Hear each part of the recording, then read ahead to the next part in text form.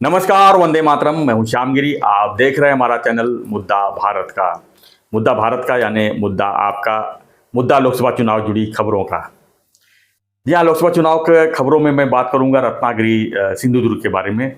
वहाँ से जो है नारायण राणे जी जो है चुनावी मैदान में है। अब उनके प्रचार के लिए राज ठाकरे जी लगातार उनके साथ बने हुए हैं। नहीं लगातार वगैरह नहीं है। एक ही दिन जाने वाले उनके कार्यकर्ता अभी अविनाश जाधव वगैरह अपने जो है वो जाने वाले हैं। लेकिन मन से जो है पूरी तरह से ताकत के साथ जो है उनके साथ में खड़ी हुई है रत्नागिरी की तरफ से, खासकर कोंकण की तरफ। तो हम इसी पर थोड़ा चर्चा कर लेंगे कि आखिर में नारायण राणे जी वर्सेस विनायक राउत है, यानी कि उबाठा की तरफ से विनायक राउत जी को टिकट है, जो पहले से वहाँ एमपी हैं लगातार 2 बार। तो इस बार नारायण राणे जी की भविष्य वहाँ पर क्या है, कैसे चुनाव, राज ठाकरे का क्या रोल है, हाँ इसी पर हम चर्चा कर लेते हैं। सर बताइए आप। सर कैसे है ना कि पहली बात तो बिल्कुल समझ लीजिए कि नारायण राणे जी को वो आसान रहेगा बोलना, राणे जी को मन से सपोर्ट दे दिए या नहीं देती है इससे कोई फर्क नहीं है। क्या फर्क पड़ने वाला है। सही बात है। सर मन से का सिंधुदुर्ग रत्नागिरी में है क्या?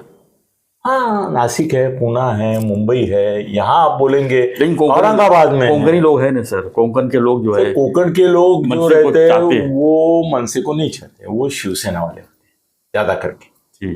उनका नेचर जो है ना, कोंकणी मानुस कैसे है ना, कोंकणी जो आदमी रहता है उसके स्वभाव में 2 दोष रहते हैं, जो 2 दोष शिवसेना में है।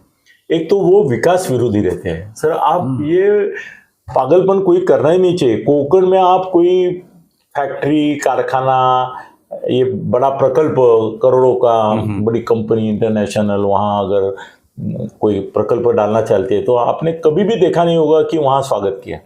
कोंकणी लोगों ने हमेशा विरोध किया।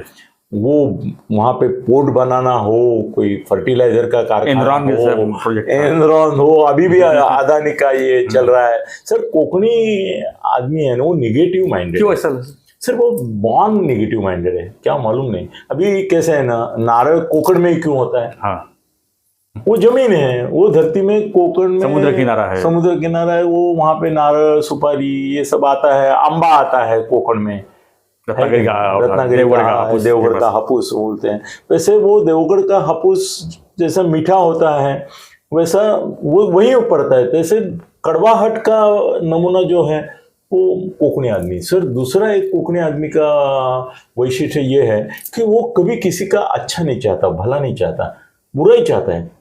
कोंकण में सर पीढ़ियों तक लोगों के कोर्ट में ये खटले चलते थे पहले, जमीन के और इसके, क्योंकि मी मेलो तो यार कितने माझं पोरगा लड़वी ऐसे पीढ़ियों तक कोर्ट कच्चे चलते रहते हैं। और एक बात है कि किसी का अच्छा हुआ तो उनको अच्छा नहीं लगता है। और ये सब गुण ठाकरे में है, ठाकरे घराने में भी है। ठाकरे को भी किसी का भला। सर एक बार तो बाला साहब का मैंने देखा था, एक मनोहर जोशी कुछ अच्छा बोल रहे थे कि भाई अभी बिजनेस में ऐसा अच्छा हो रहा है वगैरह वगैरह। 1 सेकंड में बाला साहब एकदम अपसेट हो गए। मनोहर जोशी मेरे ख्याल से उन्मेष की स्तुति कर रहे थे कि वो कैसा कर रहा है, अच्छा कर रहा है, बिल्डिंग ये वो। सर बाला साहब ने एक 30-40 सेकंड कैसे भी सहन किया उनका 2-4 सेंटेंस। बाद में मुझे बोले तुम्हें क्या बोलो तो जाने, मतलब उनको साइड में ही कर दिया। सर बाला साहब ने इतना दुश्मनी मनोहर जोशी किया। इसका एक कारण मैं अगर वो कोंकणी स्वभाव बोलता हूँ ना, मैं कोंकण में शिवसेना पॉपुलर क्यों है, क्योंकि ठाकरे जी का स्वभाव, उद्धव का स्वभाव, बाला साहब का स्वभाव कोंकणी आदमी से मिलता है करके कोंकण में शिवसेना है। सर मनोहर जोशी ने बिल्डिंग शिवसेना भवन के सामने कोहिनूर टावर्स खड़ी की, कोहिनूर स्क्वायर उनके सामने खड़ी की, 30 माले की, 40 माले की बिल्डिंग दादर में आपने देखी है। वो भी उसका दिवाला निकल गया सर, क्योंकि बाला साहब को और उद्धव को सहन नहीं हुआ कि शिवसेना भवन जो हमारा 4-5 माले का है उसके सामने इनकी 25-30 माले की बिल्डिंग। ये मनोहर जोशी ने जानबूझकर हमको नीचा दिखाने के लिए किया है। तो उन्होंने क्या किया कि बीएमसी तो उनके हाथ में है जी, तो वहां से ऐसे बांबू लगा दे के पीछे कि वो बिल्डिंग का दिवाला निकालने तक गया। फिर मनोहर जोशी का भी दिवाला निकाला, उनके बेटे का भी दिवाला निकाला, और फिर ये खुश हो। तो उनको आनंद होता था, किसी का भी अच्छा सुनने को उनको अच्छा लगता नहीं था। सर हमारे जयंत साळगावकर शब्दरंजन स्पर्धा के करोड़पति थे, उनको भी धूल चाटने का और नष्ट करने का कोंकणी मानुस, उनको यही बाला साहब ने खत्म किया था। लेकिन सर राणे साहब भी तो कोंकण के हैं। सर बोलता हूं ना मैं आगे, फिर राणे साहब का भी स्वभाव आप देखेंगे तो निगेटिव ही है। उनकी मैं स्तुति करने नहीं जा रहा हूँ। ठाकरे का दूसरा नमूना, बाला साहब का नमूना दूसरा, नारायण राणे साहब है, कोई फर्क नहीं है जी। उनके मुंह से स्तुति के बदले गाली गलौज ही ज्यादा निकलती है। उनके बेटों के भी स्वभाव देखो, उद्धव का स्वभाव और नीतीश का स्वभाव कुछ अलग नहीं है, नीलेश का, नीतीश का भी, नीलेश का भी, दोनों का स्वभाव, दोनों गाली कितना देते हैं, कितना निगेटिव बोलते हैं, कभी पॉजिटिव बोलते हुए देखा है उनको। तो उद्धव का वो नमूना है, बाला साहब का नमूना नारायण राणे है, वही इसका है। मगर उसमें भी एक बात है कि राज ठाकरे का सर कैसे है ना कि उद्धव के प्रति जिनके मन में कमालीचा, पराकुटीचा असंतोष, फ्रस्ट्रेशन था, ऐसे दो लोग शुरू के जमाने में जो थे, उनमें से एक नारायण राणे और दूसरे राज ठाकरे। उनकी उस मुद्दे पर बहुत जमती थी जब वो शिवसेना में थे कि उद्धव अपना कॉमन दुश्मन है, उद्धव अपना सत्यानाश करने के लिए बैठा है। इसके बारे में दोनों का ये था, और दोनों शिवसेना से बाहर निकले। और शिवसेना से बाहर निकलने के बाद भी नारायण राणे साहब और राज ठाकरे, इनका संबंध अच्छा रहा हमेशा। वो आपको पार्टनर भी फडणवीस मिलते, ये मिलते, वो मिलते, वो बात छोड़ो, ये मिलने को जाए हुए दिखाई नहीं देंगे, मगर आपस में हार्दिक शुभकामनाएं एक दूसरे के बारे में है दोनों के मन में। और दोनों का स्वभाव ही एक है सर, अनप्रिडिक्टेबल। सर कैसे, समानशीले व्यसनेषु सख्यम, ऐसे एक संस्कृत वचन है क्या, समानशीले, शील मतलब कैरेक्टर जी, और व्यसन, व्यसन मतलब ये आप एडिक्शन जो रहता है, आप दारू पीते हैं, मैं दारू पीता हूं, तो दोनों मिलके चीयर्स। मैं नहीं पीता हूं सर, उदाहरण के लिए आप भी एकदम सीरियसली लेते हैं, मैं पीता हूं ना, वो छोड़ो। तो अगर हमारा व्यसन, व्यसन मतलब ये जो हमारा एडिक्शन है, वो सिगरेट पीने वाला है, वो दूसरे को लगे ऐसा करेगा ना, वो समानशील है, शीले मतलब कैरेक्टर। जो अच्छा आदमी है उसको अच्छा आदमी दोस्त अच्छा लगता है, जो बुरा है उसको बुरा लगता है, जो चक्रम है उसको चक्रम अच्छा लगता है, ऐसा होता है ना। तो समानशील है, व्यसनेषु सख्यम। अभी व्यसन की बात नहीं, मगर शील दोनों का एक ही है। असल में ठाकरे से इनका दूर जाना ठीक नहीं था, क्योंकि बाला साहब ठाकरे और नारायण राणे का अच्छा था। सर नारायण राणे के बारे में बाद में बाला साहब बहुत गलत बोले, मगर जब राणे को मुख्यमंत्री किया तो मनोहर जोशी का इतना अपमानित किया कि सर 4 लाइन की चिट्ठी भेजी कुलकर्णी नाम के एक आदमी के साथ। वो ये तो हमारे मनोहर जोशी दोपहर को सोया करते थे, सोए थे, जागे तो मिसेस ने उनको बोला कि बाला साहब के पास से कोई चिट्ठी लेके कुलकर्णी आया है। ओके, चिट्ठी देखा तो उसमें लिखा था, मला भेटायला येऊ नये, कुणालाही फोन करायला सांगू नये, कि उनको मालूम था प्रमोद महाजन वाजपेयी के पास रोएंगे, तात्काळ राज्यपालांकडे जाऊन राजीनामा द्यावा आणि मगच बोलावे। निकाल लिया 2 मिनट में बाला साहब ने। तो मनोहर जोशी रोते हुए आए कोहिनूर में, तो मैं और उनमें से थे वहां पे, ये कंधे पे सर रख के मनोहर जोशी रोए ऑफिस आने के बाद। मैं बोला क्या हुआ? बोला क्या बोलो, ऐसा 4 लाइन का चिट्ठी में 4.5 मुख्यमंत्री था साल, निकाल दिया बाला साहब ने। मैंने हुआ क्या, किसको कर रहे हो? बोले वो नारायण राणे को कर रहे हैं। मैं बोला नारायण राणे ठीक है, डैशिंग है, तो मगर ऐसा क्या हुआ?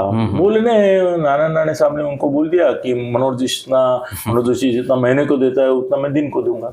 बाला साहब घूम गए। मैं बोला इतना आसानी से? तो आप बोलते थे मैं महीने का, मैं उनको चांस ही नहीं मिला ना। सर ऐसी बातें होती है, मतलब वो पैसे की बातें करते हैं ना। तो कैसे नारायण राणे का एक ठाकरे जैसा स्वभाव है, वो भी ना सर देखो, अभी उद्धव के बारे में बोले, जैसे बाला साहब भी बोलते थे कि मी असतो तिथे तर एक कानफडात मारले असते। सर ये मंत्री है, केंद्रीय मंत्री है, ठीक है, उद्धव भी उतना ही ये होने के कारण उसने उनको जेल अरेस्ट करने का कोशिश किया भी अरेस्ट वगैरह, मगर सर केंद्रीय मंत्री, कल अगर मोदी जी भर सभा में बोलते हैं कि उद्धव इतना गाढ़व आदमी है कि मैं होता तो लात मारता, वो चलेगा क्या? नहीं ना सर। नारायण राणे केंद्रीय मंत्री है सर, इसी स्वभाव के कारण उनके बारे में लोगों के मन में भीति और प्रीति है, ऐसा एक अलग ये है। उनको डरते हैं लोग कोकण के बहुत, और प्यार भी करते हैं, क्योंकि सर महाराष्ट्र में मैं भी बोलता हूं 8 महीने सिर्फ थे मुख्यमंत्री थे, मगर 8 महीने में नारायण राणे ने जो कर्तृत्व दिखाया सर, उसकी तुलना सिर्फ 80 में बने ना अपना अब्दुल रहमान अंतुले साहब से की जाती है। अंतुले कोकण के थे जी, उनके स्वभाव में भी ये सब दोष थे। बाला साहब के जो दोस्त थे, मैं उनके इन बिटवीन मैं हमेशा ये करता था, बाला साहब और अंतुले दोनों मेरे दोस्त थे उस समय। तो सर अंतुले का कॉपी नारायण राणे था। क्या काम किया है उन्होंने 8 महीने में सर। कभी कभी तो लगता है मनोहर जोशी को बनाने के बजाय उसी समय अगर 5 साल करते ना तो 25 साल शिवसेना रहती। हाँ ना, इतना काम करते थे। अभी केंद्र में कुछ नहीं करते क्योंकि लघु सूक्ष्म और मध्यम में लगा है उनको। ये MSME। दुर्दैव है, उसमें कुछ होता ही नहीं सर। मनोहर जोशी को उद्योग मंत्री किया ना तो एक बार हम बैठे थे रात को, मजा कर रहे थे, मतलब ड्रिंक ले रहे थे वगैरह। तो मनोहर जोशी में बोले मैं निरुद्योग मंत्री हूँ। मैं बोला क्यों? वो बोले उद्योग खाते में है ही नहीं कुछ। वो जो 14 रत्न तो बोलते थे ना कंपनीज, वो बोले वो स्वतंत्र है, उनका मेरा लेना देना नहीं, मैं कुछ कर ही नहीं सकता, मेरे पास फाइल ही नहीं आती है। तो वो उससे बदतर खाता इनको दिया है MSME। हाँ, वो जो है सूक्ष्म लघु वगैरह वगैरह, मगर मंत्री तो बनाया, मगर उसके पहले कितना उनको इंसल्ट किया सर। राज्यसभा देने को टाइम लगाया, मंत्री पद देने को टाइम लिया, पार्टी में लेते समय भी किचकिच की। उनको सर टिकट देने के लिए लास्ट तक उनको कितना रखड़ाया अभी। और वो सर कैसा होगा कि मैंने और आपने हमने बोला था कि अमित शाह का फोन आया था 5 मिनट पहले राणे साहब को और उनको बोला कि टिकट दे दिया आपको, फिर भी अनाउंस नहीं हुआ। रोक के किसने रखा था? फडणवीस साहब ने।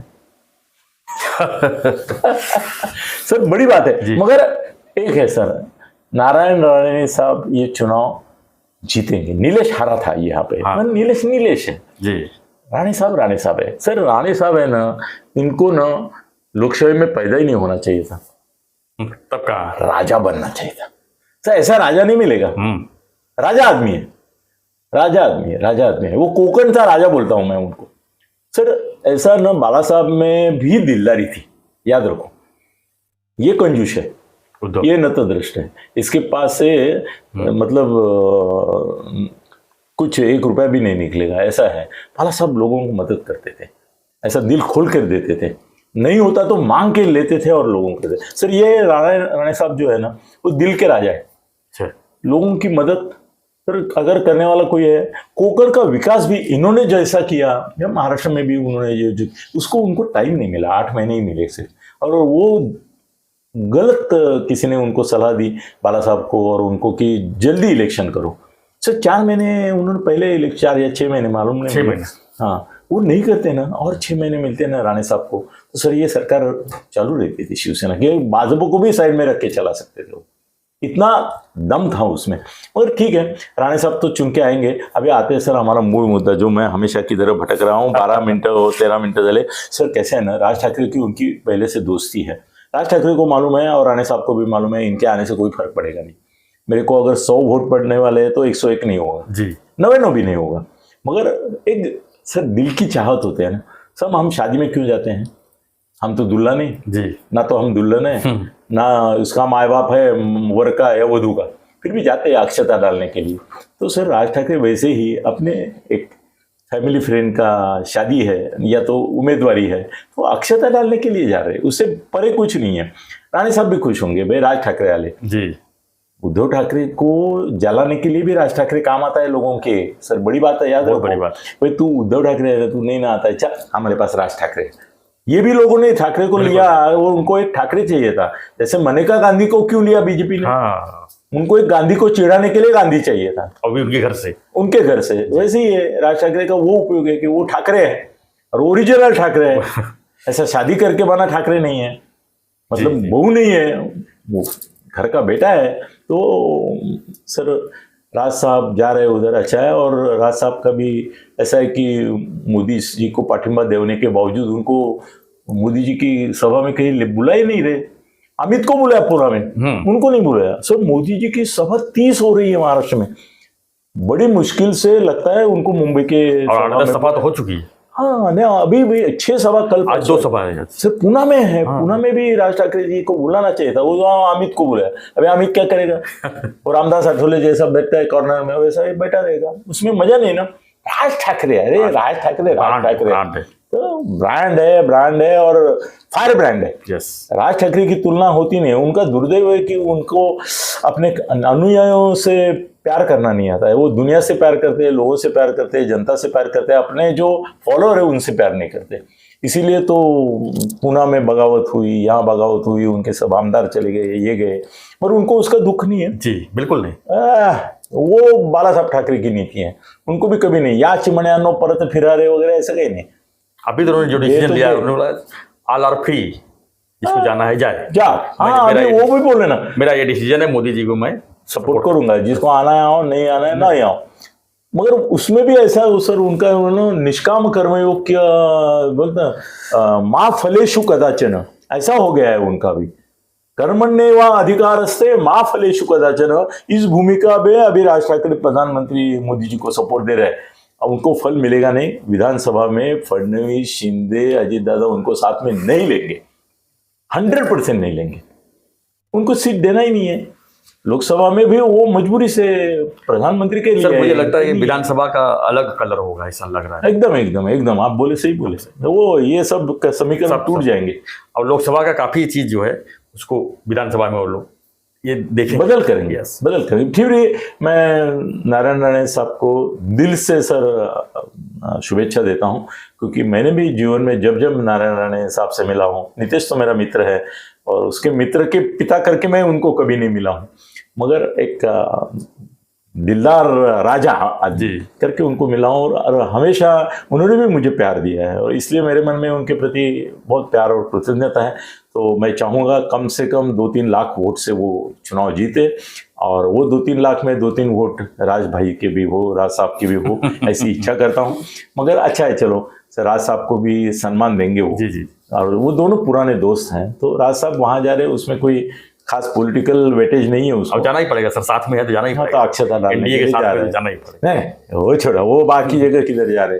राज ठाकरे अन्य जगह नहीं जा रहे। मुंबई में बुलाया तो प्रधानमंत्री की सभा में जाएंगे, नहीं तो नहीं। अजीत दादा ने एक पेच डाला है। अजीत दादा परसों, सर अजीत दादा को भी बोलने का सेंस नहीं है। वो बोले मैं तालुक्यामध्ये राज ठाकरेंना फिरवणार आहे। सर ये अपमान है राज ठाकरे का। अजीत दादा का भाषण मैंने टीवी पे देखा तो बोले कि राज ठाकरे तालुका में, अरे वो इतना चीप है क्या? वो राजा आदमी है, राजा राज ठाकरे है, वो ब्रांड है। कल अमिताभ बच्चन को आप किधर छोटे से गांव में लेके जाके कुछ करेंगे, बीड़ी का दुकान का उद्घाटन करेंगे, चलेंगे क्या? अरे राज ठाकरे वो पूना में प्रधानमंत्री के साथ शोभा देता है, अजीत दादा के साथ भी शोभा नहीं देता। ठीक है, फिर भी एक बारामती ले लो सभा, तालुका राज ठाकरे है, जाना नहीं चाहिए उनको बोलना चाहिए बारामती एक सभा लगाओ और उसमें मुख्यमंत्री होने चाहिए, नहीं तो दूसरे कोई और बड़े नेता होने चाहिए। चलो सर ठीक है, देखते हैं। नारायण राणे साहब को शुभेच्छा। और राज ठाकरे उनके दोस्त है, तो हम जैसे बोले शादी में अक्षता डालने जाते हैं, वैसे वो शुभेच्छा देने जा रहे हैं। बहुत अच्छा, धन्यवाद सर, धन्यवाद। आपकी भी प्रतिक्रिया क्या है राणे साहब के प्रति, हमें जरूर कमेंट बॉक्स लिखिए और बने रहिए ऐसी लोकसभा चुनाव जुड़ी खबरों के लिए। देखते रहिए चैनल मुद्दा भारत का। चैनल को लाइक, शेयर और सब्सक्राइब जरूर करें।